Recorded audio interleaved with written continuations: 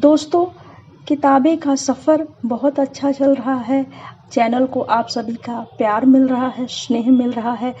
आप सब जो किताबें के पाठक हैं, दर्शक हैं, बहुत कुछ अपनी जो इच्छाएं हैं वह व्यक्त कर रहे हैं। कुछ मैं पूरा कर पाती हूँ, कुछ नहीं, लेकिन मेरी कोशिश रहती है कि जो भी श्रोता हैं, जो भी दर्शक हैं, उनके डिमांड को पूरी की जा सके। कुछ दिन पहले मैंने ऑडियो बुक्स के लिए हामी भरी थी। कोहबर की शर्त के ऊपर ऑडियो बुक्स तो आप सुन चुके हैं। दूसरा ऑडियो बुक्स जिसके लिए मैंने कहा था, सुरेंद्र वर्मा का बहुत चर्चित उपन्यास मुझे चाँद चाहिए। आज हम इसे ही सुनते हैं। इसकी समीक्षा पहले किताबें में आ चुकी है। उसी दौरान कई लोगों ने मुझसे कहा था कि वे इस किताब को सुनना चाहते हैं। तो चलिए आज से यह सफ़र शुरू करते हैं। हाय फ्रेंड्स, मैं हूँ शैली और आप किताबें में आज एक ऑडियो बुक सुन रहे हैं। मुझे चाँद चाहिए, खंड 1, भाग 1, विष वृक्ष।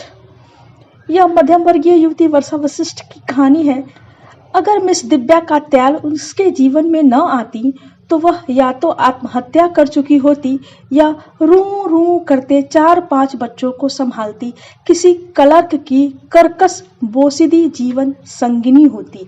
पिछले साल जब वर्षा इंटरमीडिएट में थी तभी miss Katyal Mishrilal degree college में आई थी, लखनऊ से। वह दोनों किस्म की अंग्रेजी पढ़ाती थी, सामान्य और साहित्य। साथ ही वह जनाने छात्रावास की वार्डन भी थी। गेट से अंदर घुसते ही बाईं ओर उनका छोटा सा सुंदर बंगला था। पोर्च में उन्हीं की जैसी नाजुक सी सुंदर कार खड़ी रहती थी। मिस कात्याल ने मिश्रीलाल डिग्री कॉलेज के इतिहास में भाव पक्ष और कला पक्ष दोनों दृष्टियों से नया स्वर्णिम अध्याय जोड़ा था। वे खूब गोरी और आकर्षक थीं। कभी चूड़ीदार कमीज पहनकर लावण्यमयी युवती बन जाती, कभी लहराते पल्लू वाली साड़ी बांधकर गरिमामयी महिला, तो कभी बालों की 2 चोटियां पीछे डोलती, कभी बड़ा सा जूड़ा बन जाता। वेश कोई भी हो, लेकिन जैसे लक्ष्मी के साथ समृद्धि चलती है वैसे ही अपने विषय का अधिकार उनके साथ साथ चलता था। कॉलेज की वह अकेली अध्यापक थी जिसके हाथों में नोट्स की कॉपी नहीं देखी गई। मिस कात्याल जब कॉलेज के गलियारों में चलती तो विद्यार्थी समुदाय की निगाहों से सम्मान की रेड कार्पेट बिछती जाती। संस्थापक दिवस पर जब तक सेठ मिश्रीलाल की दानशीलता पर भाषण होते थे, जिसके प्रारंभ में मंगलाचरण के समान यह कविता पढ़ी जाती थी, जीवन में मिश्री घोल गए तुम मिश्रीलाल, जड़ता के फाटक खोल गए तुम ज्ञानी झालर वाले। मिस कात्याल ने आते ही इस कार्यक्रम को ध्रुव स्वामी के मंचन के रूप में मनाया। कॉलेज का यह पहला नाट्य प्रदर्शन था। शहर के मुख्य बाजार में नारी श्रृंगार निकेतन के बाहर रखा पोस्टर उत्सुक आंखों की बंधनवार से शोभित होने लगा। शहर जो एक सलोनी युवती के कुशल कार चालन से चौंका हुआ था, इस नाटक के प्रदर्शन से स्तब्ध रह गया। मिस कात्याल की प्रसिद्धि मिश्रीलाल डिग्री कॉलेज की सीमाएं पार करके नगर को आलोड़ित करने लगी। यह वर्षा वशिष्ठ के जीवन का बेहद संकटकालीन दौर था। पिछले महीने से उसकी ब्रा का साइज और बढ़ गया था। उसके शरीर के अंग तथा कटाव और मांसल मुखर हो गए थे। दिन पर दिन तीखी होती हुई समस्या यह थी कि देह के इस निखरते बसंत का उसके मन की ऋतु से कोई तालमेल नहीं था। उसके मन में लगातार शोका गीत बजते रहते थे। क्यों? कुछ सवालों का डंक उसे हमेशा चुभता था। वह क्यों पैदा हुई? उसके जीवन का उद्देश्य क्या है? क्या जीवन की प्रकृति वैसी ही होती है जैसी चौवन सुल्तानगंज की है? क्या उसे भी वैसा ही जीवन जीना होगा जैसा अम्मा, दद्दा और जिज्जी का है? अपने रक्त संबंधियों के लिए उसके मन में जो भावनाएं थीं, वे हमदर्दी, उदासीनता, करुणा और आक्रोश के दायरे में स्पंदित होती रहती। इन दिनों अंतिम जज्बा उफान पर था। किशन दास शर्मा प्राइमरी स्कूल में संस्कृत के अध्यापक थे। शहर के पुराने निम्न मध्यम वर्गीय इलाके में संकड़ी उबड़ खाबड़ गलियों और खुली बदबूदार नालियों के बीच उनका 15 रुपए महीना किराए का आधा कच्चा आधा पक्का 2 मंजिला मकान था। बड़ा बेटा महादेव स्टेट रोडवेज में क्लर्क था। 2 साल पहले ही उसका तबादला पीलीभीत हो गया था। बड़ी बेटी गायत्री माँ पर गई थी, गोरी आकर्षक। पढ़ाई के नाम से उसे रुलाई आती थी, इसलिए इंटरमीडिएट के बाद उसने विवाह के शुभ मुहूर्त की प्रतीक्षा में घर संभाल लिया। इससे माँ को बहुत राहत मिली, क्योंकि जिंदगी भर कोल्हू में जुटे रहने के बाद अब बचा खुचा समय तो सीताराम सुमिरन में लगे। सबसे छोटी 9 वर्ष की गौरी उर्फ झल्ली थी। उसके ऊपर 13 वर्ष का किशोर और बीचों बीच की सांवली लंबी छरहरी बड़ी बड़ी आंखों वाली सिलबिल उर्फ यशोदा शर्मा। अनुष्टुप के बिना चौवन सुल्तानगंज का पोर्ट्रेट पूरा नहीं होता। यह तोता तुलसी के चौरे के पास बरामदे की दीवार से लटका रहता था। यह हरा जीवधारी अपने नाम को सार्थक करते हुए इस छंद को काव्य शास्त्र में उपदेश देने के लिए सबसे उपयुक्त माना गया है। मुंह अंधेरे से चालू हो जाता था। झल्ली सीता राम बोलो, किशोर गायत्री मंत्र पढ़ लिया। सिलबिल के साथ अनुष्टुप का संबंध वैसा ही था जैसे बाघिन का हिरनी से होता है। जैसे ही सिलबिल सामने आती, अनुष्टुप की टोका टोकी शुरू हो जाती। सिलबिल धीरे बोलो, सिलबिल तुलसी में पानी नहीं दिया, सिलबिल देर लगा दी। सिलबिल की पहली रणनीति अनुष्टुप को अपनी ओर फोड़ने की बनी। उसने मीठा ग्राप वाइटर पिलाया, सर्दी में पिंजरा धूप में रखा, मिश्री की डली खिलाई। पर जब इस पर भी अनुष्टुप ने अपने छंद का मूल भाव नहीं छोड़ा तो उसने गोबर भरी हरी मिर्ची पिंजरे की कटोरी में रख दी। पर अनुष्टुप ने सिलबिल कपटी है, उसका शब्द चयन रीति काल के निकट पड़ता था और जीवन दृष्टि भक्ति काल के की रट लगाकर माँ की डांट की भूमिका बना दी। सिलबिल का विचार था, तोते का नाम सही मानो पृथ्वी का भार क्षमा होना है। पिता की अलमारी से महाकवि क्षेमेंद्र लिखित सुवृत तिलक के पन्ने उसने पलट लिए थे। अनुष्टुप के संदर्भ में सिलबिल जो नहीं कर पाई, उसका खतरा अपने लिए उसे जरूर उठा लिया। हाई स्कूल का फॉर्म भरते समय आत्मावेशन की जीवन भर चलने वाली सुदीर्घ यात्रा की शुरुआत में सबसे पहले अपनी विरासत को नकारते और आत्मशुद्धि करते हुए उसने अपना नाम बदल लिया, वर्षा वशिष्ठ। सिलबिल का घरेलू नामकरण तब किया गया था जब वह कुछ हफ्तों की थी। लगभग 3-4 साल तक तो उसने अपनी संज्ञा की सार्थकता बनाए रखी। चलते समय उसकी चड्डी फिसलती रहती थी। फ्रॉक से ही अचानक बह आई नाक पोंछने से उसे कोई परहेज न था और नीचे गिराए बिना उसके लिए खाना पीना मुश्किल था। लेकिन 5 साल की उम्र तक धीरे धीरे सिलबिल ने अपने संबोधन को निरर्थक सिद्ध कर दिया। समय के साथ साथ शर्मा जी को इस बात का एहसास हो गया था कि यशोदा और बच्चों से भिन्न है। वह दूसरों से उल्टे एकांत प्रिय और चिंतनशील थी। उन्होंने देखा था कि गहराती शाम को वह छत पर पड़ी खड़हरी चरपाई पर पत्रिका पढ़ रही है या कि छुट्टी की दोपहरी खोई निगाह से सामने देखती हुई कुछ सोच रही है।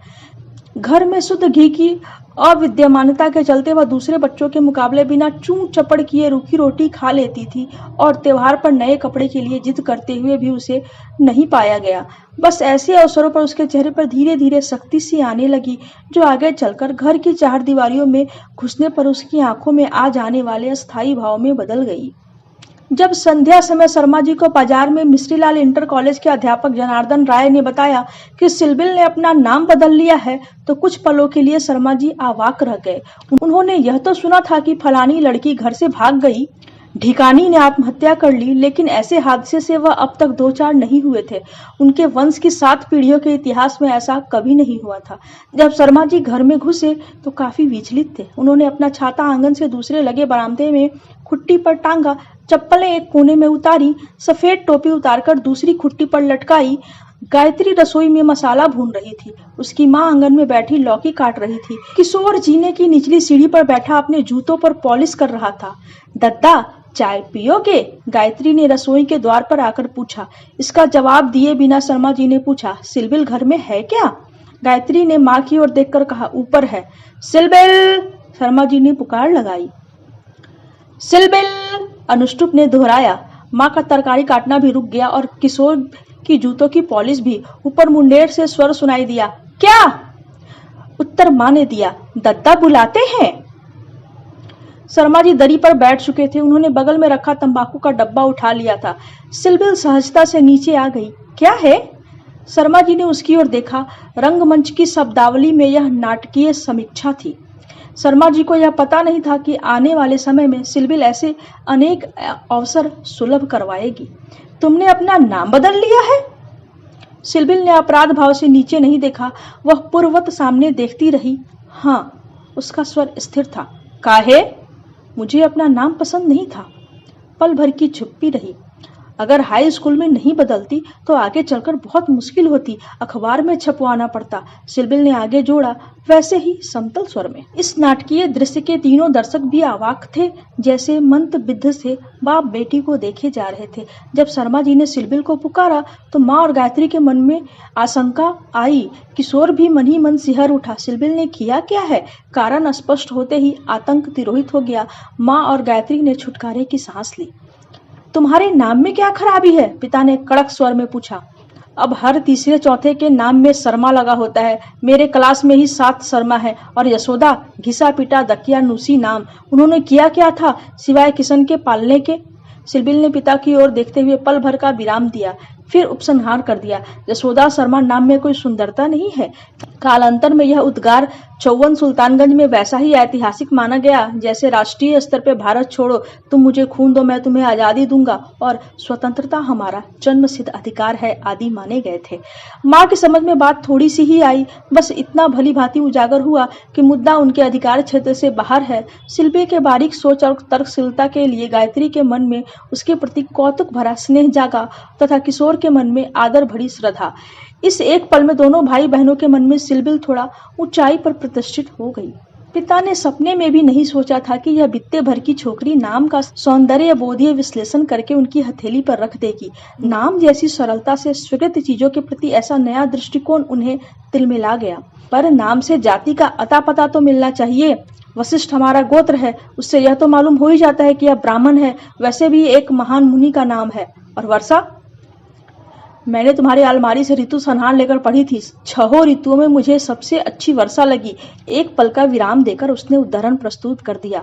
देखो प्रिय, जल की फुहारों से भरे हुए मेघों के मतवाले हाथी पर चढ़ी हुई चमकती विद्युत पताकाओं को फहराती हुई और मेघ गर्जना के नगाड़े बजाती हुई यह अनुरागी जनों की मन भावनी वर्षा राजाओं का सा ठाठ बनाए हुए यहाँ आ पहुंची है। यहाँ थोड़ी सतर्कता बरतते हुए सिलबिल ने कालजयी काव्य पंक्ति में प्रिय को प्रिय में बदलकर अपनी समझ में बालक वृंद के साथ जोड़ दिया था और कमीजनों की जगह अनुरागी जनों की दमदाजी कर दी थी। इसका कारण सयानी बेटी के लाभार्थ साहित्य को ओट देने वाली पिता की सेंसर दृष्टि थी। 2 साल पहले मेघदूत का पाठ करते हुए सिलबिल ने भूली जिज्ञासा की थी, दद्दा आलिंगन का मतलब क्या होता है? कालांतर में सिलबिल ने माँ के आराध्य सीताराम को धन्यवाद दिया कि नख छत अभिसारिका एवं सितकार जैसे विध्वंसक शब्दों ने उसकी भावक वृत्ति को नहीं कुदेरा। पिता अकचका गए, अटककर बोले, पारिवारिक जनों का बच्चों को गले लगाना। इसके तुरंत बाद ही पिता ने पूरी कालिदास ग्रंथावली में पेंसिल से काट कर दी और सिलबिल की ओर बिना देखे कहा, अभी कुछ शब्द तुम्हारे लिए उपयुक्त नहीं है। ऋतु संहार का नाम सुनकर पिता अवाक रह गए। कवि कुल गुरु के कृतित्व को वह भारतीय वाङ्मय का स्वर्णिम शिखर मानते थे। चौखंबा सुर भारती से छपी ग्रंथावली उनकी अलमारी के ऊपरी खाने में गीता के बाद शोभा पाती थी। पल भर का विराम देकर सिलबिल मुड़ी और ऊपर जाने लगी। उसकी पदचाप सुनते हुए पिता गहरी सांस लेकर धीरे से बोले, कवि कुल तिलक ने ठीक ही कहा है, अपने हाथ से सींचे हुए विष वृक्ष को अपने ही हाथ से कोई कैसे काट दे।